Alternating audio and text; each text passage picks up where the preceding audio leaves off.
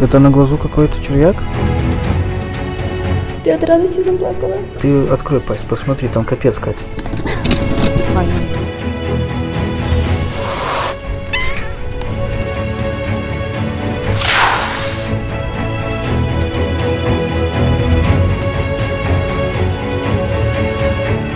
Это было в начале августа. Моей девушке позвонила мама с неприятной новостью, что на территории больницы, где она работает, лежит и почти не двигается совсем еще маленький котенок. Малыш выглядит очень больным, и ему срочно нужна помощь. Мы решили попробовать ему помочь, и знаете, столько поворотов событий у нас еще не было. Когда мы прибыли по адресу, котенка нигде не было.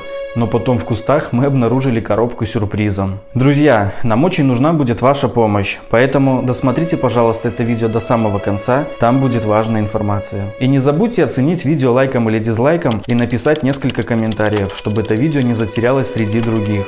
Это очень важно. Как оказалось, в коробке нас ждало целое семейство. Кошка с 2 котятами. Серенький котенок выглядел здоровым и был активным, а вот черному совсем было худо. Он почти не двигался и не реагировал ни на какие звуки. Дождь пойдет, хана. Да, до ближайшего дождя. Они потом уже там лежать не смогут. Конечно. К нам вышли работники больницы и стали рассказывать все про эту кошку и ее детишек. Это так сейчас больной, так он не утекает, а этот немножко утекает. Ой, какой хороший. Ну, такой. На нашего Кузю похож. А дикий вы говорите второй, который? Вот этот вот. А, вот этот? Да, он немножко убегает, потому что он здоровый. Угу. Тот тоже убегал, но он сейчас болеет, поэтому он не утекает. Ну вот, видите, глаз у него больный, но немножко глазик открывает. Есть, наверное. Вот второй мы не знаем, он так заплыл у него. Надо Один глазик есть, да, мы ему протирали, один глазик есть. Оказывается, черный котенок изначально был диким и даже первое время шипел на них, но потом заболел и с тех пор почти всегда спит. Ну, она у нас хорошая, она, знаете, ее Она кто-то молодая выкинул. Да, она молодая. Знаете, по весне, ну, немножко, наверное, зима еще, наверное, была. Ну, в этом году. Ее кто-то, наверное, выкинул, потому что она очень плакала, кричала тут.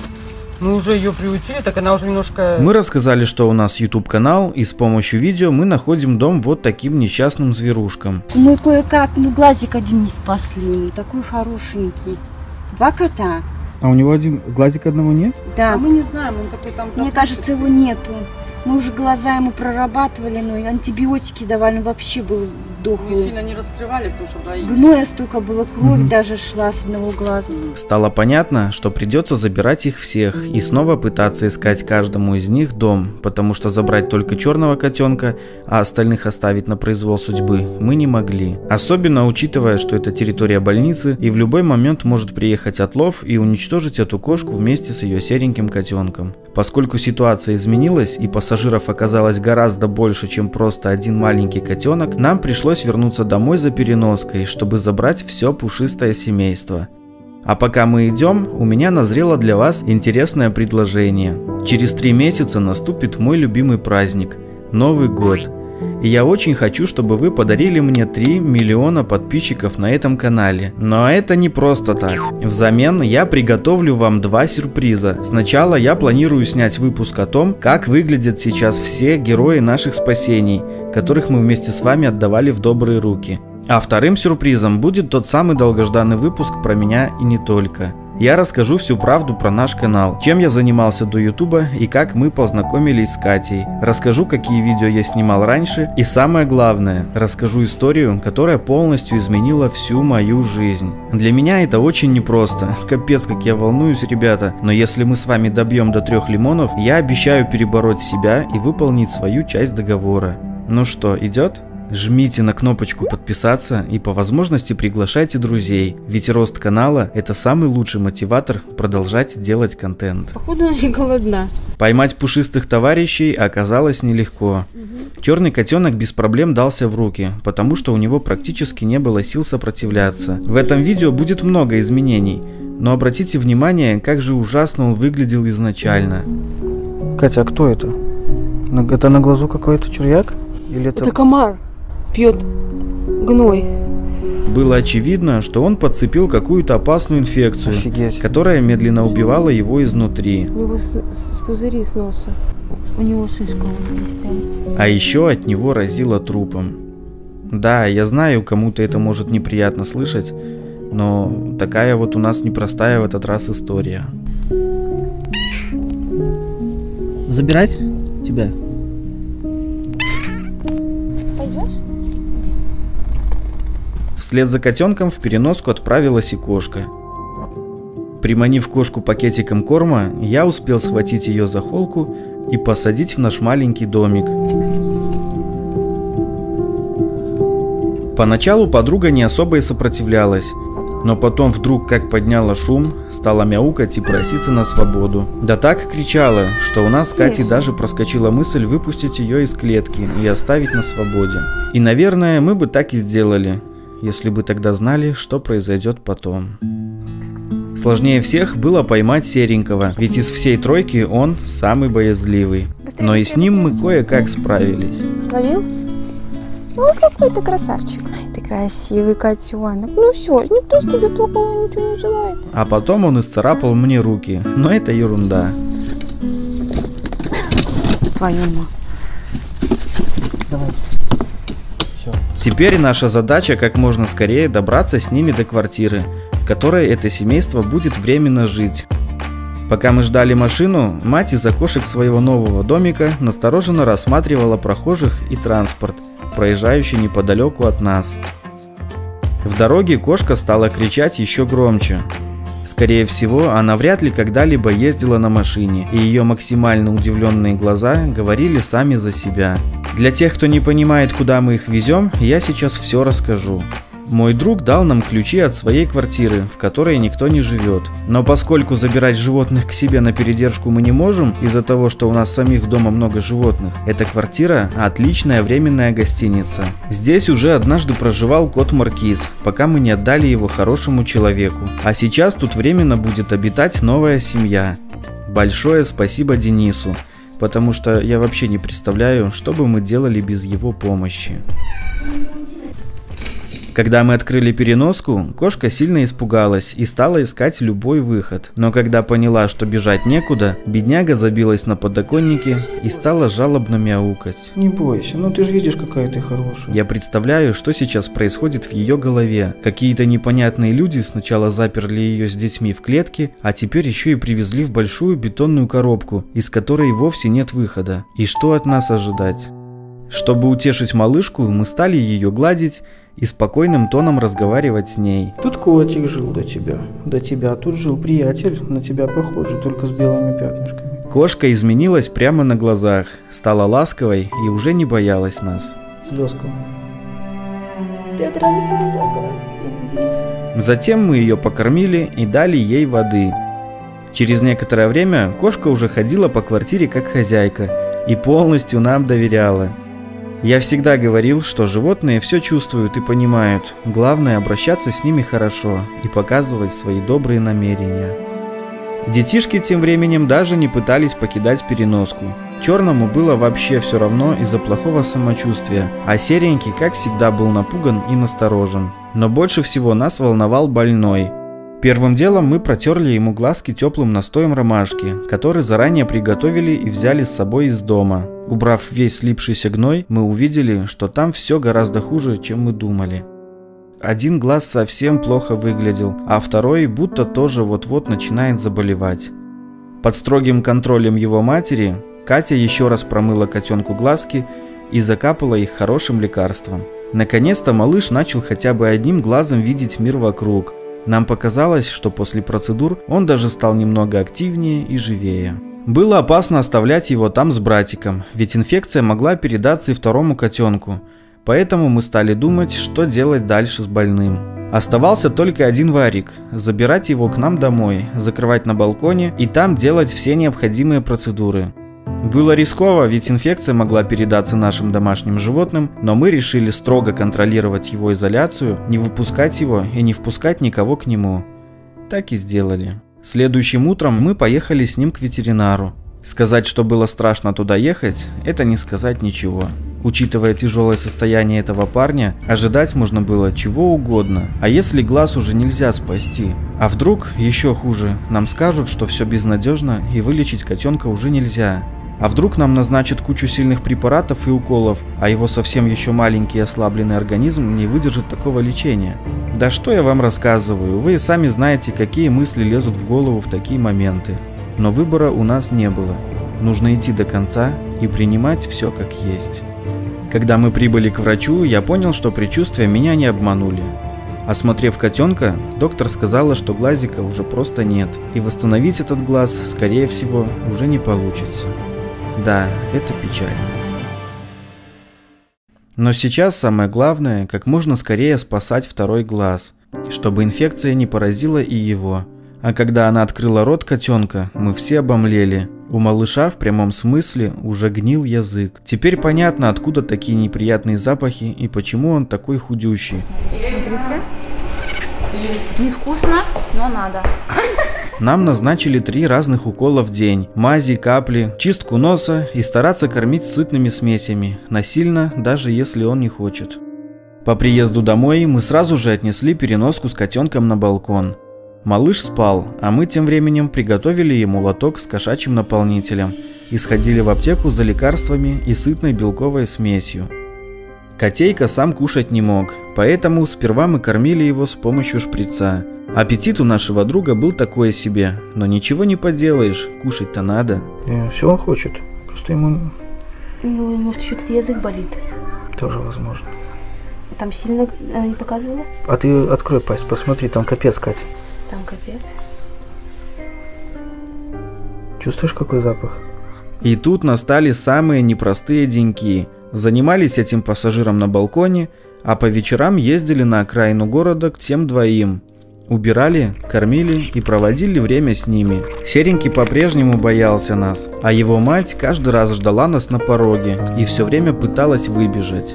Так и проходили наши дни. Мы то тут, то там, то тут. Первые несколько дней котенок чувствовал себя плохо. Мы кормили его из бутылочки, делали все необходимые процедуры, а Катя раз в день колола все 3 обязательных укола. Все, как сказала доктор. Но изменений мы не замечали. Скажу вам честно, порой даже проскакивала мысль, что мы его уже не спасем. Но потом случилось чудо. Котенка будто подменили. Одним прекрасным утром он уже вовсю разгуливал по своему балкону, самостоятельно кушал все, что мы ему давали, и даже ходил в лоточек.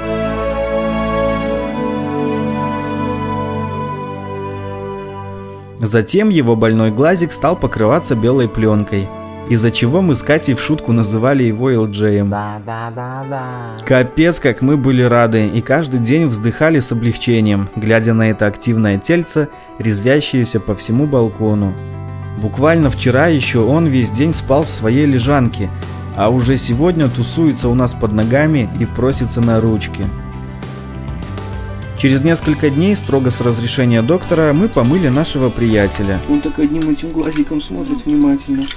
Вот у него один этот глаз как за двоих работает. У малого был настоящий шок. Но это обязательная процедура, ведь он родился и жил на улице. А значит, настало время смыть всю грязь и приобретенные неприятные запахи. Во время полоскания нас охватил ужас, когда мы увидели, сколько у этого парня блох. Помните, как год назад мы чистили от блох Ваську, и сколько было блох у него? Так вот, у этого оказалось примерно столько же. Как и в случае с Васькой, нам пришлось собственноручно доставать из мокрой шерсти каждую блоху. Ведь использовать капли от блох и другие препараты больному котенку категорически запрещено. Это такая жирнючая. Прям в глаз. Прям в глаз. Прыскнула. Буквально час работы, и наш парень отправился отдыхать в свою теплую лежанку, отапливаемую грелками со всех сторон. Теперь он чист, как любой домашний питомец, и приятно пахнет, а значит, можно готовиться ко второму визиту в клинику. Все эти дни с глазиком происходили странные изменения, и появлялась надежда на чудо, ведь вдруг он все же сможет восстановиться. Но доктор сказала, что, увы, глаза уже нет. Удалять остатки глаза пока она не считает нужным, ведь эти наркозы и без того слабому котенку совсем не нужны. Да и к тому же все остатки должны сами вытечь, просто нужно не опускать руки и продолжать лечение.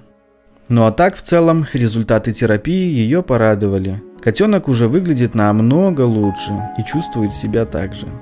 Мы продолжили лечить малыша и одновременно ездили к кошке с котенком. Уже и вроде как есть женщина, знакомая моей мамы, которая надумывала забрать эту кошку себе. А мы тем временем планировали забрать второго котенка на балкон к его выздоравливающему братику. И вроде все складывалось идеально. Кругом хорошие новости, но вдруг случилось то, чего мы вообще не могли ожидать. Как обычно, вечером мы, ничего не подозревая, приехали к ним, открываем дверь квартиры, а кошка нас не встречает. Это было весьма странно, потому что она обычно всегда ждет нас на пороге. С перепугу мы даже разуваться не стали. Побежали осматривать квартиру, но ее нигде нет. Бегом проверили площадку, ведь, возможно, она выбежала из квартиры, когда мы заходили. Но и там ее тоже не было. Из площадки в подъезд она 100% выбежать не могла, потому что там всегда дверь закрыта. При этом вся вчерашняя еда съедена, вода почти вся выпита, а лоток полный, чего явно не мог сделать один этот маленький котенок за сутки. Значит, пропала буквально несколько часов назад. И прийти в эту квартиру тоже никто не мог, потому что ключи только у нас. Это был самый настоящий шок. Но потом мы обнаружили черную шерсть на наружном подоконнике и поняли, что, скорее всего, она ушла через окно, которое мы оставляли на проветривании. Вернулась на свободу, которой ей так не хватало. Но это весьма странно, потому что там расстояние всего 4 пальца. Как она могла просунуться в такую узкую щель? Мы взяли еду для приманки и побежали на улицу. Несколько часов мы искали ее по всей округе. На наш зов сбежались все местные коты, но не она. Потом мы увидели в подвале похожую черную кошку. Короче говоря, мы бегали за этой кошкой несколько дней, но оказалось, что это не она. В один удобный момент мне удалось снять ее на видео при хорошем освещении. И только потом мы сравнили и поняли, что это 2 разные кошки. Очень расстроились, потому что свою мы так до сих пор и не нашли. Хотели помочь ей, хотели как лучше, а получилось... Что стало с котенком после побега кошки, это просто жесть. Малого бросила мать, и он остался один в пустой квартире. Представьте себе этот стресс. Котенок был в бешенстве. Вы только послушайте, каким истерическим голосом он кричал.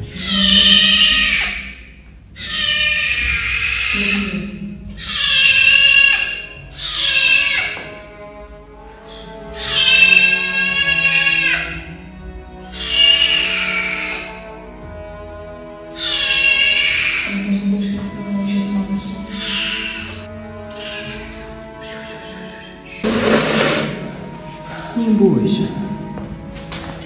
Иди сюда.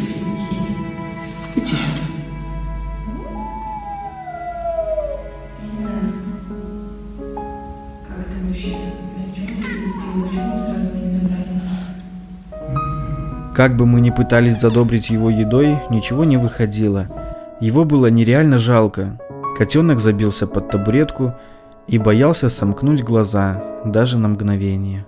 Мы были в ужасе от последних событий и даже не соображали, как его поймать, но благо нам помогла подруга, которая просто накинула на него плед и затолкала в переноску. Затем мы привезли бедолагу домой, выпустили на балконе и не поверили своим глазам. Он уже давал себя гладить и даже спокойно сидел у Кати на руках. У тебя сейчас будет хорошая жизнь. Всю ночь наш новый гость спал со своим братиком, а утром они уже вместе веселились, будто и вовсе не разлучались. Когда мы заходили на балкон, он все еще прятался, но мы старались чаще его брать на руки, гладили и кормили вкусняшками. Если вдруг вы знаете лайфхак, как еще можно приручить дикого котенка, обязательно расскажите в комментариях, нам пригодится. Порой было страшно к нему подходить и особенно его трогать, но приходилось преодолевать свой страх и показывать малышу, что мы ему не враги. Эти глаза были полны ужаса, но тем не менее было заметно, что котенок очень дружелюбный и ласковый. Просто он сам пока об этом не знает. Малыша с самого рождения никто не гладил, поэтому он так боится людей. Этот взгляд вовсе не дикий, просто ему нужно больше внимания и ласки. И все будет тип-топ. Мы старались больше времени проводить с ним на балконе, играть с ним и как можно чаще его гладить, приучая котенка к рукам человека. Через несколько дней он уже мурлыкал у нас на руках и даже закрывал глаза, будто не против остаться тут спать. Его не пугали даже наши сердитые домохозяйки, что было весьма странно, учитывая его пугливость. Иди вон отсюда. Сонь, а ты что скажешь? То же самое. Котик, посмотри, она на твою мать похожа. Не совсем? Ах ты засранка. Сонь. Сонь. Отойди. А еще через несколько дней он уже сам кушал с моих рук и даже сам подходил ко мне, обнюхивал и смело позволял себя гладить. О, он уже идет сам. Еще немного, и ты вообще ручной будешь. Я считаю, что это уже огромный шаг к доверию, но все равно он еще иногда пугается и прячется, а значит, работы впереди еще очень много. Друзья, сейчас будет очень важная информация, поэтому послушайте, пожалуйста, внимательно. Малыши растут как на дрожжах, и поэтому настало время подыскать им хорошего постоянного хозяина. Если они вам понравились, и вы хотите забрать кого-то из них, или может даже сразу обоих, что было бы вообще идеально, стучитесь к нам в соцсети и расскажите о себе. Всю необходимую информацию о том, где мы находимся и как с нами связаться, я оставил в описании к этому видео. Если вы живете в Беларуси, мы сами привезем их в ваш город и лично доставим прямо к вам домой. А всех остальных хочу попросить помочь нам распространить этот видеоролик. Поделитесь этим видео и раскидайте его всем своим друзьям и знакомым. Опубликуйте его в своих соцсетях и распространите везде, где только можно. Давайте сделаем все возможное, чтобы подарить этим пушистикам билет в счастливую жизнь. Мы ведь можем это сделать.